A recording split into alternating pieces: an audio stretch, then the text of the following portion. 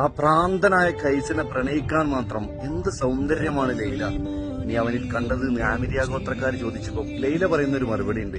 മജ്നുവിന്റെ സൗന്ദര്യം കാണണമെന്നുണ്ടെങ്കിൽ ലൈലയുടെ കണ്ണുകൊണ്ട് നോക്കണം. അറബിക് കഥകളിലെന്നും പ്രണയത്തിന്റെ അവസാന വാക്കാണ് ലൈല മജ്നു. സൗദി അറേബ്യയിലെ റിയാദിൽ നിന്നും ഏകദേശം 300 കിലോമീറ്റർ അകലെയാണ് ലൈല എന്ന ഗ്രാമം. 7-ാം നൂറ്റാണ്ടിൽ അന്നത്തെ നജിദിന്റെ തെക്കൻ ഗ്രാമപ്രദേശമായിരുന്നു അഫ്ലജ്. അതാണ് ലൈലയുടെയും മജ്നുവിന്റെയും നാട്. ചെറുപ്പം മുതൽ ഒരുമിച്ച് കളിച്ചു വളർന്ന ലൈലയ്ക്കും മജ്നുവിനും പരസ്പരം അടങ്ങാത്ത ഇഷ്ടമായി. പാട്ടുകൾ പാടുമായിരുന്ന കൈസ് മരുഭൂമിയുടെ മണലിൽ പോലും ലൈലയെക്കുറിച്ചുള്ള പാട്ടുകൾ എഴുതിവെക്കാൻ തുടങ്ങിയതോടെ നാട്ടുകാർ കൈസിനെ ഭ്രാന്തനെന്ന് വിളിച്ചു.